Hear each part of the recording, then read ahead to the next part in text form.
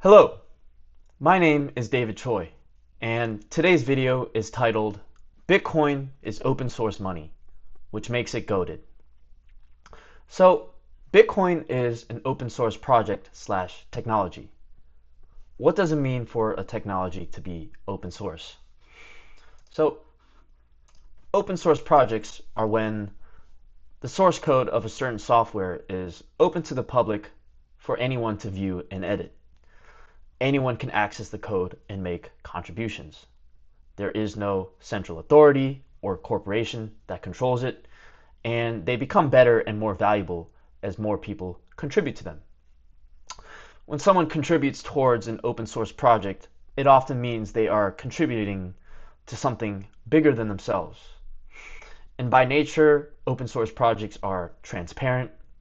This creates trust, and with the growing distrust around large corporations and the greed associated with them, I feel like we must be talking more about open source projects.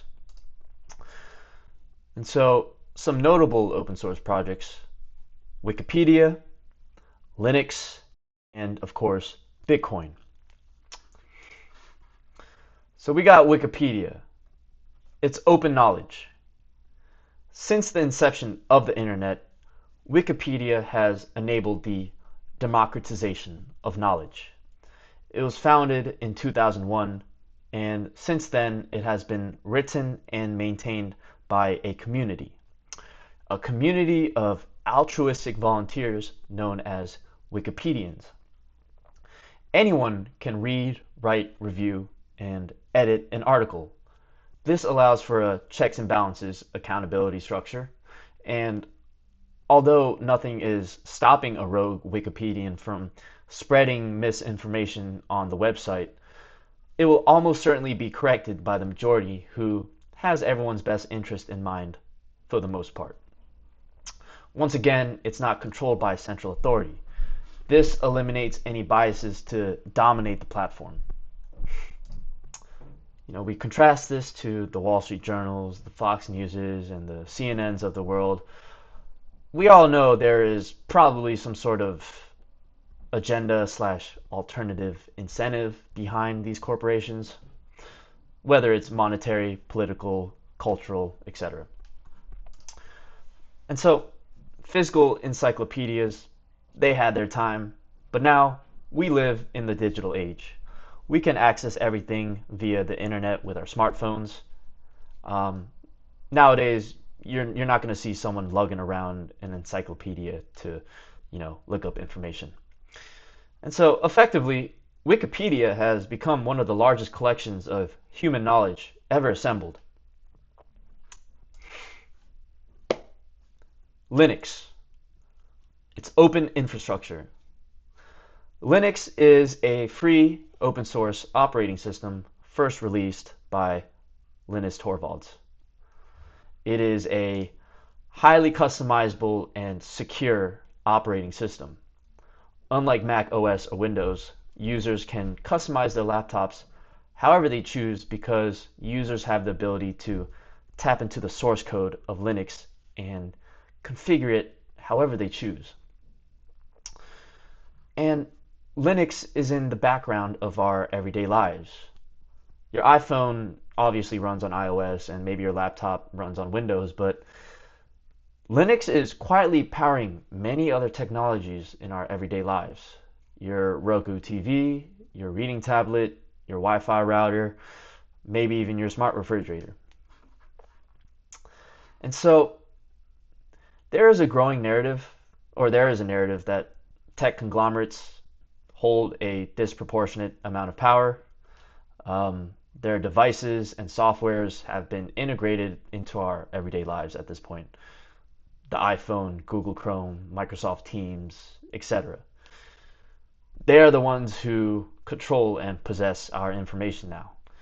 Whether that information is safe and secure and utilized correctly, ethically, who knows, right? But Linux is a little different. It's open source and secure and not controlled by a central corporation like an Apple like a Google or a Microsoft. And so Linux is often the operating system of choice for mission critical operations. It's everywhere in aerospace, NASA, defense contractors. They all opt to use Linux because it's stable, it's customizable, it's secure, and it'll run for years. You won't have to update it. And so for something as detail oriented as sending dudes to outer space, engineers want the ability to strip the software down to its essentials. They want to customize it to their requirements. They want full transparency on the code that makes up the computers that they're sending people to Mars to. And so now we got Bitcoin. It's open money. And Bitcoin is the first decentralized currency that we've seen. It was introduced in 2008 when an anonymous person under the nickname Satoshi Nakamoto published the Bitcoin white paper.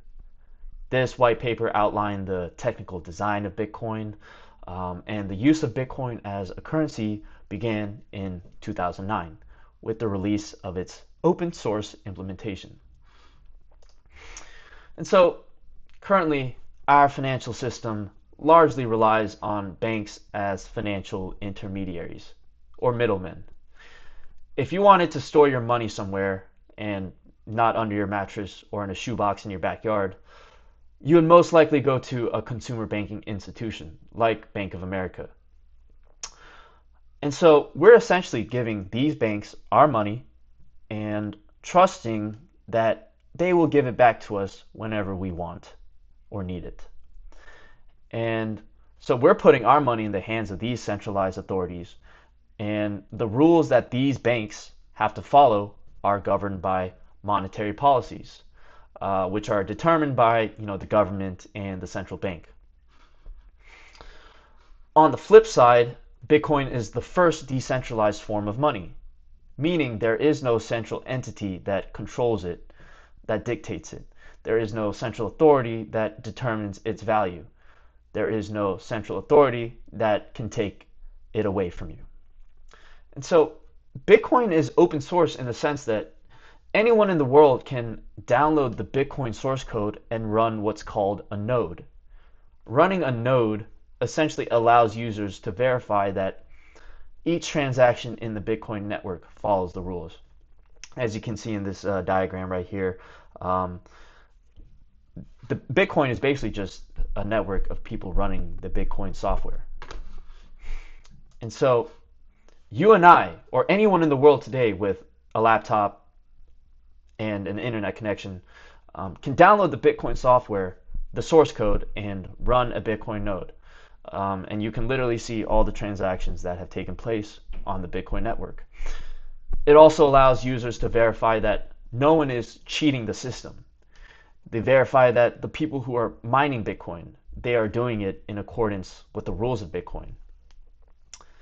And like I said, anyone can run a Bitcoin node. Anyone in the world can participate in the Bitcoin network. And Bitcoin grows stronger as more people participate in the Bitcoin network. And Bitcoin is a borderless and apolitical currency/network. Bitcoin does not attach itself to any particular nation, culture, or political regime. Anyone can hold, receive, and send Bitcoin. You don't need a social security number. You don't need to open up a bank account. You don't need the government's approval. You don't need a license. All you need is a computer and a secure internet connection. The barrier to entry is remarkably low. And so paper money had its time. Now the world is entering a new era of digital money. Again, it doesn't matter if you live in the USA, China, Russia, Iran. Bitcoin is a borderless and apolitical currency/network. And countries all around the globe are loading up on Bitcoin. can see that the US has 330,000, China 200,000, El Salvador, they love Bitcoin over there as well. Anyway, it's not controlled by any singular entity. It can be accessed anywhere on the globe via the internet. And the Bitcoin network is growing really fast. At the inception of Bitcoin in 2008, there were under 100 users engaging in the Bitcoin network. And so the first recorded price of one Bitcoin was 0.00076 cents.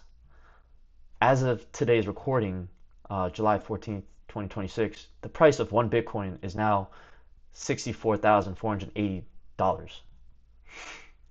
And so the year is 2026, and now there are tens of millions of people worldwide that use Bitcoin in some way or another. There are more than 57 million digital wallets that hold Bitcoin. And Bitcoin is making us realize that we can have absolute sovereignty over our money. And Bitcoin is really making us question what money truly is at this point. Please like this video. Please leave a comment. I'll try to respond to every comment. Thanks.